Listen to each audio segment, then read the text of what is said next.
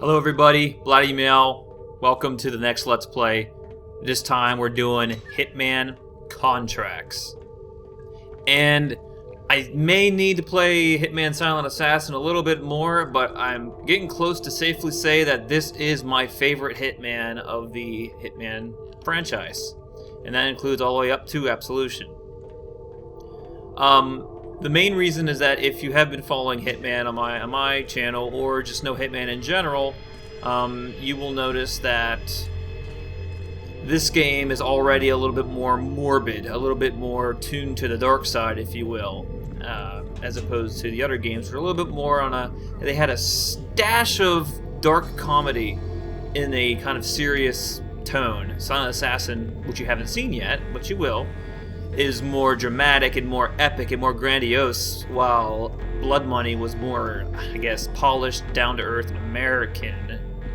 That's kind of hard to say, though, but it's hard to compare.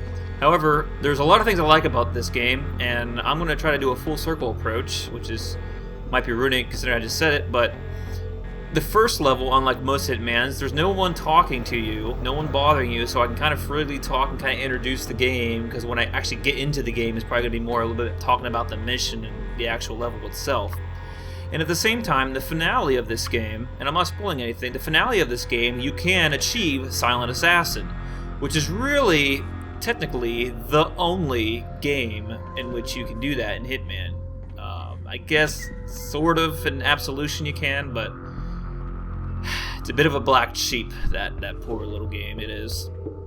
So, and with that said, keep that in mind, and we'll save that for the finale when I come back to that. In any case, Hitman Contracts is the third Hitman game of the franchise. We had well, in order of my Let's Plays, we've had Blood Money, and then Codename 47, and now we're doing Contracts. We are going out of order in terms of the time that they were released. However, in my opinion, I'm going in the order that I feel they should be played in my personal opinion only. Which doesn't really matter, though it matters if you're watching me. Main fact is that if you've watched, I'm kind of giving just the nice gory details of what's going on in here. If you've watched the Codename 47 to the end, you'll notice that we started where we ended in Codename 47. This is where we started, in the White Room with snapping our dad, Ortmeyer's neck. And now we're escaping the asylum and seeing all the other patients running loose. It's a little bit scary. And the music's just wonderful. Once again, we got good old Jesper doing his stuff, just lovely. And we're treated to the graphics, as you can see. Well, that actually kind of creeped me out. I'm amazed. I don't know if that was the music or not, but I heard like this moaning sound right when I came through the door. I'll try to increase the volume there so you guys can share into it too. That was actually a little creepy. But we got a cool reflection of Mr. Hitman there. He's definitely seen better days. But the graphics are definitely improved from Hitman 47, and they've gone down since Blood Money. But in a sense, I kind of like these graphics just as much as Blood Money's. You can just appreciate more of a simplistic order game if you're aware and don't expect that you should see anything better because it's an older game. Whew, this music's crazy. Hear that stuff? Like Doom stuff going on. It's wonderful. And I'm glad I was able to give a little bit of a brief introduction of how I kind of see this game and why we're playing this game and so on. I hope that I can give a little bit of a walkthrough tour of some of these levels and not just run through the mission like willy-nilly, even though I could.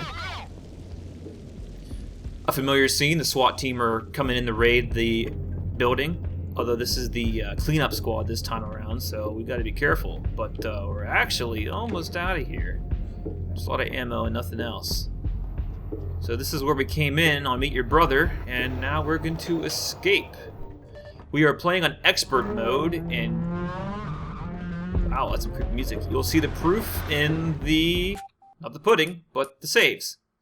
Now, disregard all my saves. I have made a lot of saves. I'm going to create a new one and try to remember which one I do. You have 2 saves remaining. That is the call of expert. So normal, you have 7. Expert, you have 2. Professional, you have 0. Alright, so we've got to be a little careful here. We don't want to get caught by this douchebag. Now, there is a couple ways that you can do this mission. Oops, excuse me.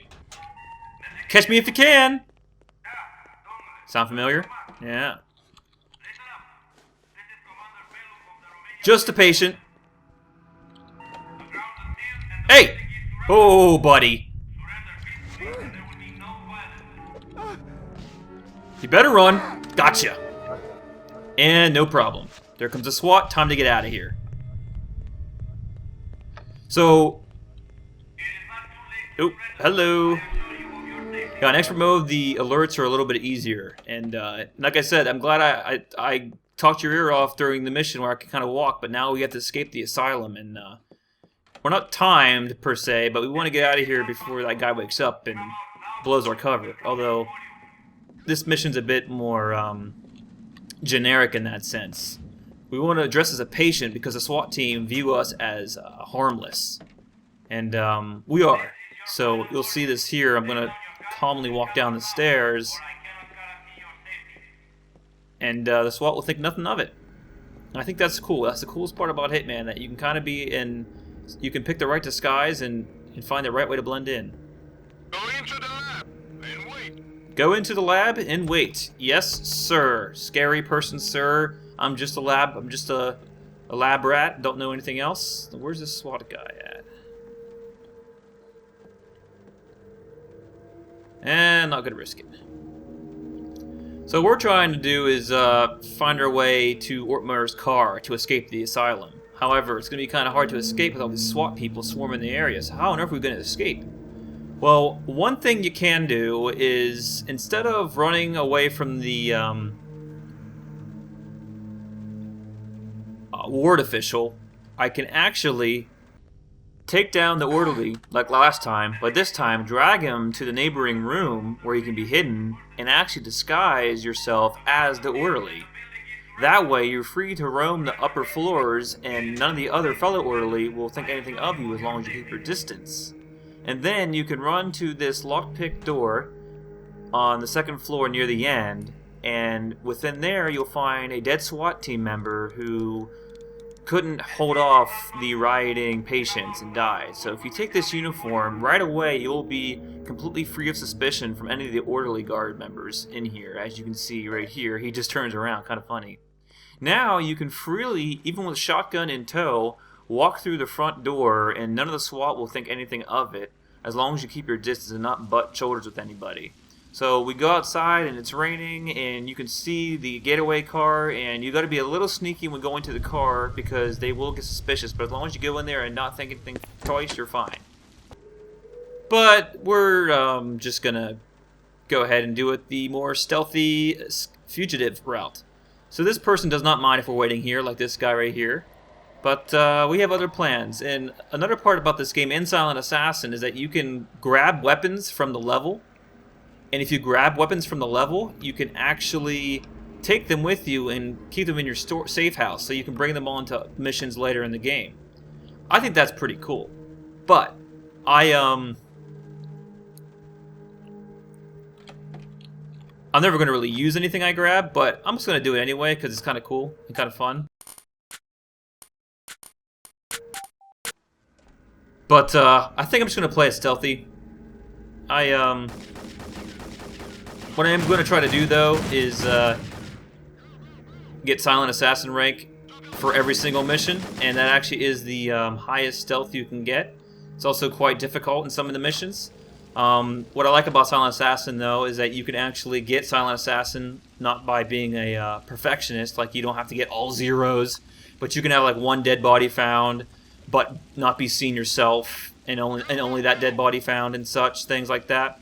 So, but the problem is with this is escape with this on Silent Assassin and not get caught by this freaking guard. I have to be absolutely immaculate in my timing, and this guy can sometimes see me if I'm too low. But if I'm not low enough, this guard will see me for sure. So I have to go out. Don't even fucking think about it. Fucking shit, Blatty. Jesus Christ. Oh my god, I don't know if I made it or not. Nope! Take that, you piece of shit. Don't think that dead body counts. That would be pretty rude if that dead body counted. Oh man. Oh, we got it. Whoo, boy. That's hard. The first level is really tough to get Silent Assassin in the way I did it, in my opinion.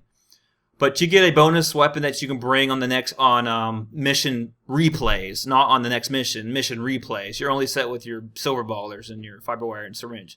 So we get a random weapon, whatever.